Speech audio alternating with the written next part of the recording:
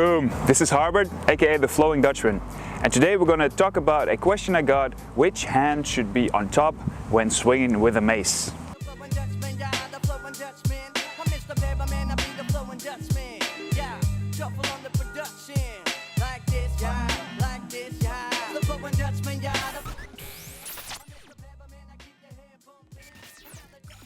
Alright, seems like a very simple question, and the simple answer is do both sides, but there is a more complex answer to the question as well. So there are a lot of people that do competitions and they have to swing for like an extended or fixed period of time. They have to swing repetitions, 10 to 2s or 300s, and do this for like 5 minutes. Now some of those people say train only one hand on top. And this makes me think about other sports like arm wrestling or whatever. You have to throw something. Most people will only train the best arm because they're in the competition. They will use their best arm, so why train the other arm just as much? So I get that point. Now if you just want to train with the mace to get better, to get one of the benefits like a better posture, better endurance, better strength, better coordination, and also your ability to know where the mace is in space, then it becomes more advantageous if you use both sides. So think about going to the right, you're perfect with that, but then left, it sucks a little bit. So you have to train the left one as well.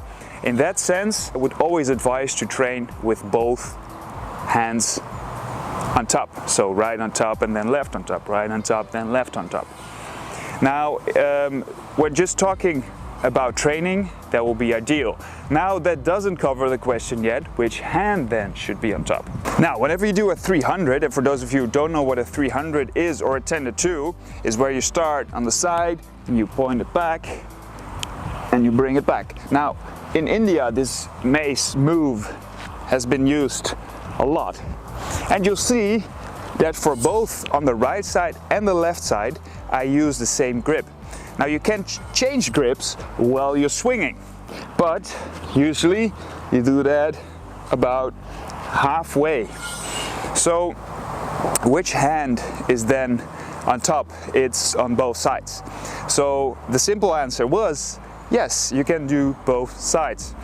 Now, if you want to have a more complete system of mace training, so the more modern style of mace training, and the things I learned from On It and Steel Mace Flow is they practice the going to the lower hand. So if you point with your upper hand, that is the way you're swinging. And then when you go the other side, you switch. And this makes sense because in a way it forces you to use both sides all the time. So whenever you go off the right side, you know, oh, I have to switch my grip to the opposite side. So that makes sense. But there are also other coaches who teach a swing going to the upper hand. And then when they switch, they go with the opposite hand. Now, I thought about this a little bit and experimented with it, and it makes a lot of sense. Why? Because if you make it 360, your hands go to the opposite way of where the globe is going. So you have to have this angle. Now with a swing, you want to have a straight wrist. You don't want to compromise the wrist in any way. Now, if you go towards the lower hand has to travel this much. And then the inside hand has to travel this much. So this hand has to do a lot of moving, so your shoulder has to come forward a lot to keep the wrist straight. And then this hand has to stay a little bit close. Now whenever you have your upper hand on top, you'll see that this hand is closer to me and this hand is more to the outside, which makes it easier to have this stabilized wrist position. So in that sense, a more easy way to move over the shoulder would be your hand on top. So the shoulder where you're going, that hand should be on top as well.